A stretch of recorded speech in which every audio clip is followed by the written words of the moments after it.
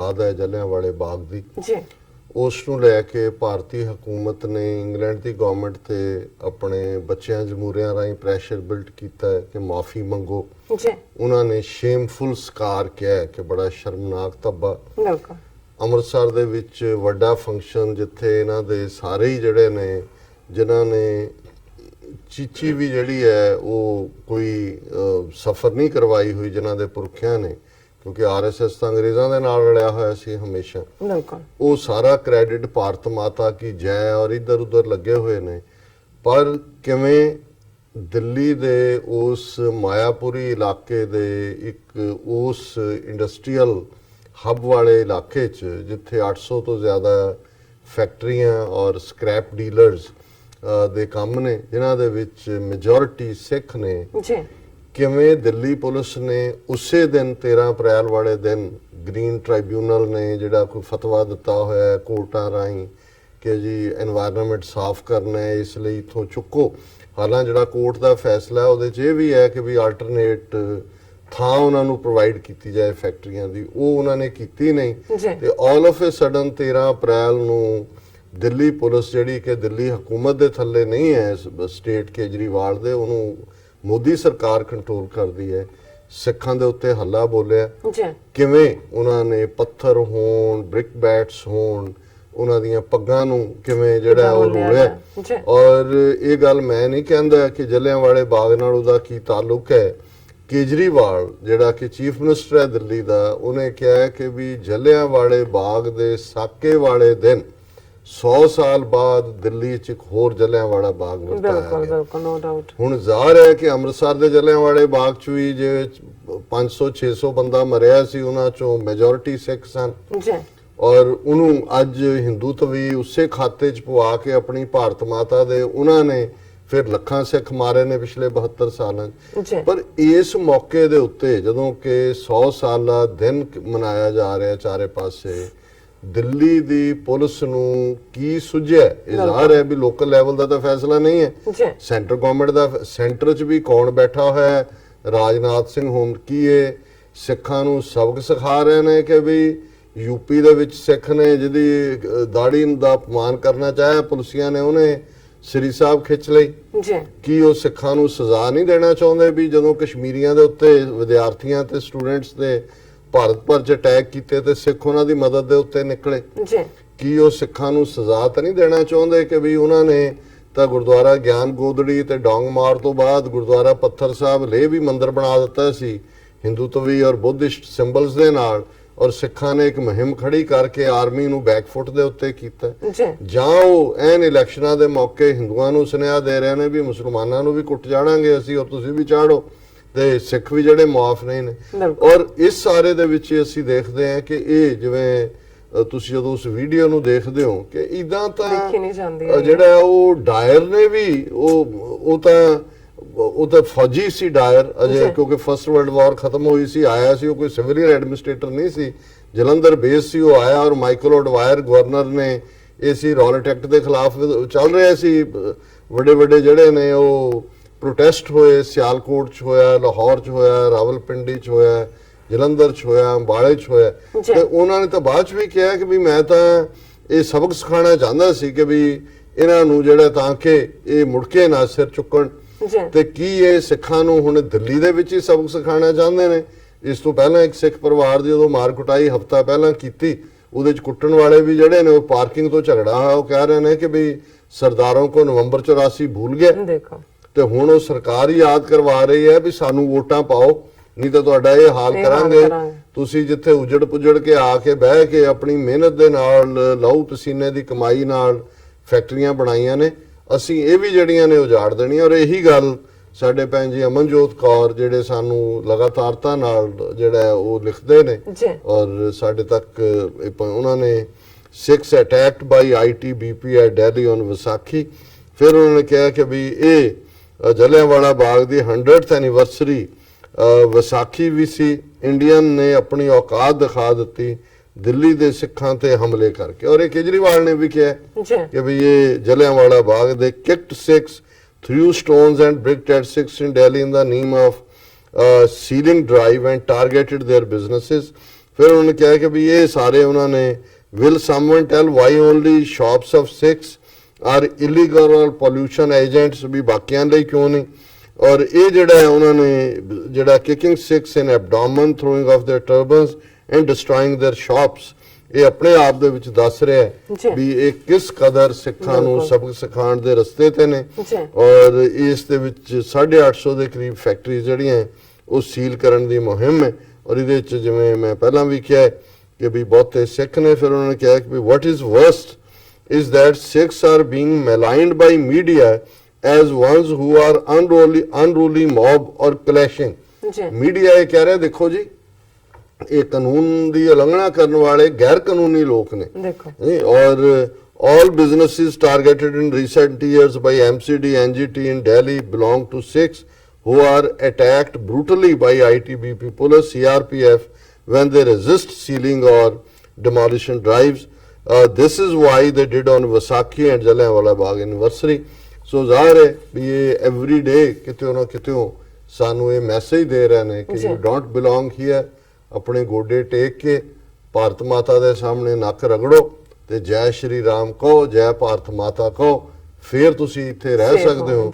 ਤੇ ਜੇ ਤੁਸੀਂ ਵਿਸਾਖੀ ਵਾਲੇ ਦਿਨ ਅਲੱਗ ਇੱਕ ਪੰਥ 320 ਵਰੇ ਪਹਿਲਾਂ ਖਾਲਸਾ ਸਾਜਨਾ ਦੀ ਯਾਦ ਦੇ ਵਿੱਚ ਆਪਣੇ ਆਪ ਨੂੰ ਸਮਝਦੇ ਹੋ ਕਿ ਵੀ ਤੁਸੀਂ ਜਿਹੜੇ ਵੱਖਰੇ ਹੋ ਤੇ ਫਿਰ ਇਸ ਗੱਲ ਦੇ ਲਈ ਤਿਆਰ ਹੋ। ਜੀ ਡਾਕਟਰ ਸਾਹਿਬ ਵੈਰੀ ਸ਼ੇਮਫੁਲ। ਜੀ ਡਾਕਟਰ ਸਾਹਿਬ ਹੁਣ ਆਪਾਂ ਆਪਣੇ ਦਰਸ਼ਕਾਂ ਦੇ ਜੋ ਮੈਸੇਜ ਨੇ ਉਹ ਲੈਂਦੇ ਆ ਸਾਡੇ ਕੋਲ YouTube ਤੇ ਔਰ Facebook ਤੇ ਜੋ ਲਿਖਤਾਂ ਵੀ ਹੈਗੀਆਂ ਨੇ। ਅਸੀਂ ਜਿਨ੍ਹਾਂ ਸਾਨੂੰ ਦਰਸ਼ਕਾਂ ਨੇ ਲਿਖਿਆ ਅਸੀਂ ਉਹਨਾਂ ਦਾ ਤਹਿ ਦਿਲ ਤੋਂ ਸ਼ੁਕਰੀਆ ਅਦਾ ਕਰਦੇ ਹਾਂ।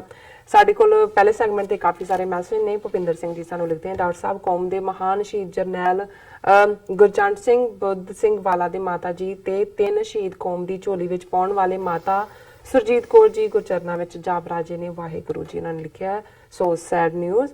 ਔਰ ਭੁਪਿੰਦਰ ਸਿੰਘ ਜੀ ਸਾਨੂੰ ਅਸਲ ਚ ਕੱਲ ਦੀਵਾਨ ਦੇ ਵਿੱਚ ਇਹ ਪਤਾ ਲੱਗੀ ਖਬਰ ਅਨਾਉਂਸ ਹੋਇਆ ਔਰ ਸਟਾਕਟਨ ਦੇ ਦੀਵਾਨ ਚੋਂ ਮਾਤਾ ਜੀ ਨੂੰ ਸ਼ਰਧਾਂਜਲੀ ਦਿੱਤੀ ਜੀ। ਬਾਲ ਸਿੰਘ ਜੀ ਸਾਨੂੰ ਫਤਿਹ ਬੁਲਾਉਂਦੇ ਨੇ। ਵਾਹਿਗੁਰੂ ਜੀ ਕਾ ਖਾਲਸਾ ਵਾਹਿਗੁਰੂ ਜੀ ਕੀ ਫਤਿਹ। ਅਸ਼ਫਾਕ ਸਾਨੂੰ ਕਹਿੰਦੇ ਨੇ ਕਿ ਗੁੱਡ ਮਾਰਨਿੰਗ ਫਰੋਮ ਕਾਰਡਿਫ ਐਂਡ ਸਾਨੂੰ ਐਸ ਸੁਰਿੰਦਰ ਜੀ ਲਿਖਦੇ ਨੇ ਦਿੱਲੀਏ ਨਾ ਤੋੜ ਕਬਜ਼ੇ ਦੀ ਨੀਅਤ ਨਾਲ ਸਾਡੇ ਵਜੂਦ ਨੂੰ ਐਸੇ ਕਲਬੂਤ ਨੇ ਬਚਾਈ ਹੈ ਤੇਰੀ ਹੋਂਦ ਹੋਣ ਤੱਕ। ਇਤਿਹਾਸਕ ਗੁਰਦੁਆਰਾ ਗਿਆਨ ਕੋਦੜੀ ਤੇ ਫਿਰਕਾ ਪ੍ਰਸਤ ਤਾਕਤਾਂ ਨੇ ਕਬਜ਼ਾ ਕਰ ਲਿਆ ਸੀ। ਗੁਰਦੁਆਰਾ ਡਾਂਗਮਾਰ ਸਾਹਿਬ ਤੇ ਕਬਜ਼ਾ ਇਸੇ ਲੜੀ ਤਾਹਿਤ ਕੀਤਾ ਗਿਆ ਹੈ।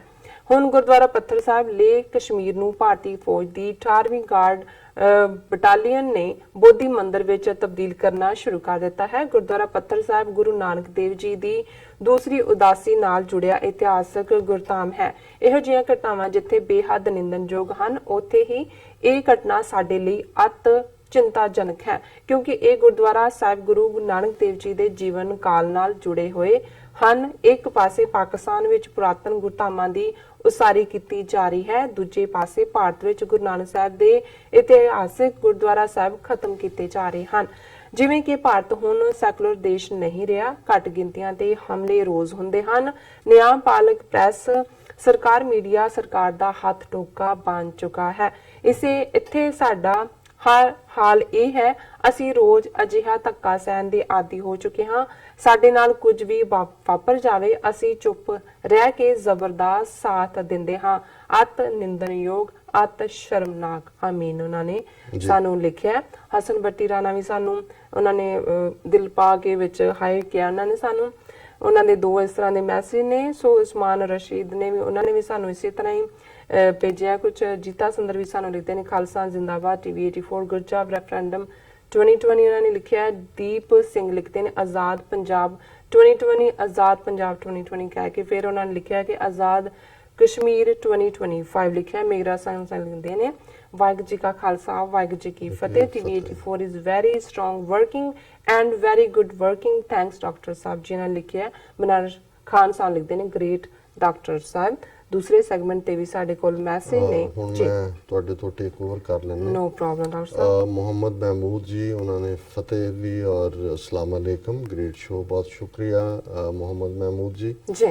गैरी संधू उन्होंने खालिस्तान जिंदाबाद फतेह शहजाद इरफान जी आया नू लखबीर रंगड़ वाहिगुरू जी ब्लैस यू बहुत बहुत शुक्रिया लखबीर जी।